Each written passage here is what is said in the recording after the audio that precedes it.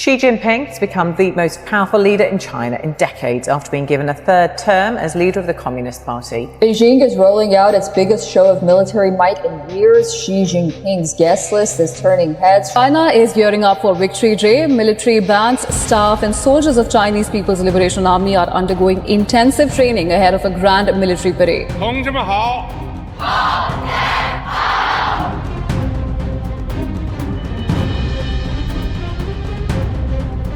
In the last video where we talked about China's upcoming military parade, we looked at the big guns, the hypersonic missiles, stealth drones, robotic machines, and even energy weapons.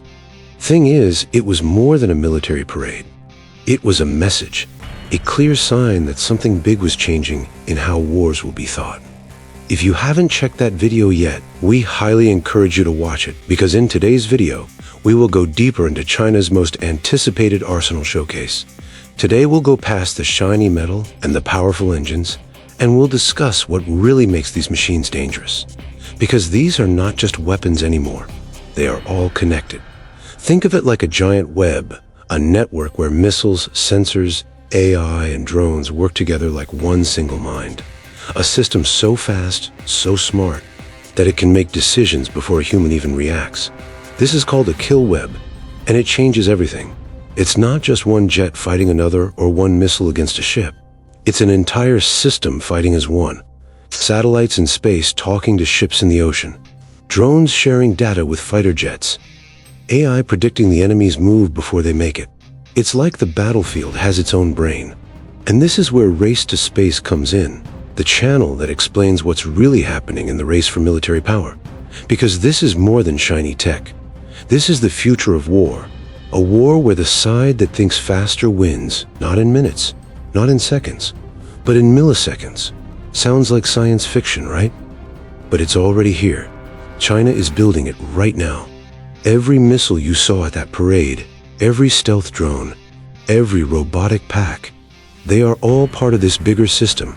A system designed to make sure China can hit faster, respond faster, and win before the enemy even knows what's happening. The old rules of war, they're gone. Speed is no longer an advantage, it's survival. And in this new game, whoever controls the web, controls the war. So stay with us, because today we break down China's kill web, what it is, how it works, and why it has the Pentagon worried like never before.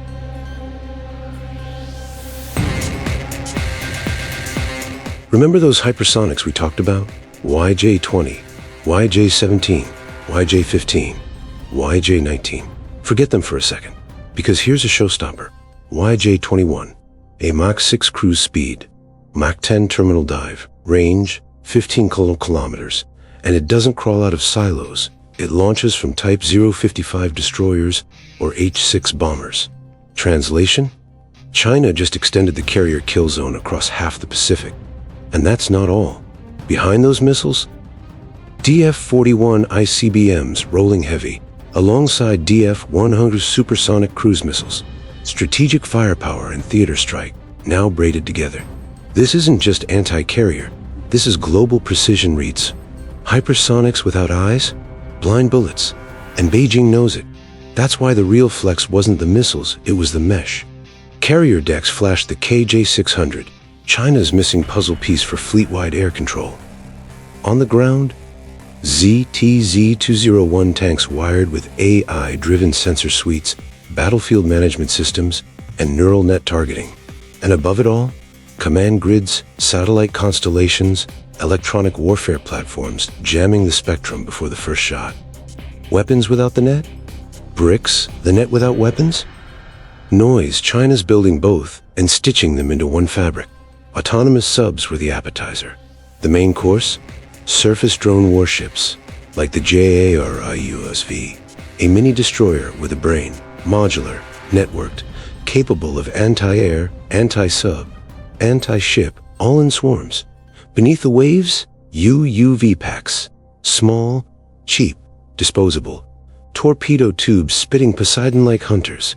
They don't need to sink carriers, they just need to blind them, stall them, trap them. The ocean, now a living minefield that moves. Robot dogs on land were cute. This isn't. Mock-ups of loyal wingman UCAVs, AI jets flying wingtip to wingtip with J-20S, semi-autonomous, networked, ready for alpha strikes without risking a single pilot. Then there's the MD-22 hypersonic UAV, a Mach 7 near-space dart, lofted from H-6 bombers.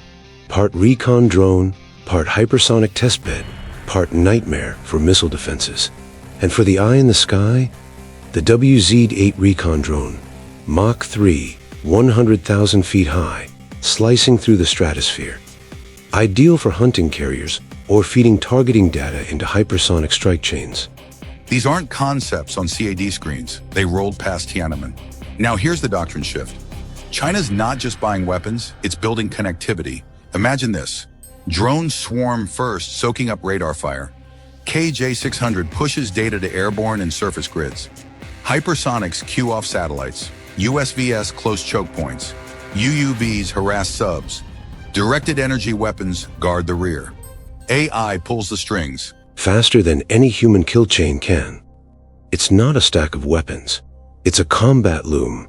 Threads of steel, code, and electrons woven into a fabric of war. Skeptics say it's a parade, not a war game. But the hardware? Real. The doctrine? Published. And the systems? Tested, if not in combat, then in drills we never see. The bigger question isn't if these work flawlessly, it's this. How much failure can they afford before it still overwhelms you? Because even if 30% breaks, 70% is still enough to crack the shield of any carrier group in its path. Now keep in mind that this wasn't just for the Pentagon. It was for Taipei, for Tokyo, for Canberra, for every policymaker betting on a US tech edge. China isn't asking for parity anymore. It's broadcasting inevitability. Not someday, not soon now.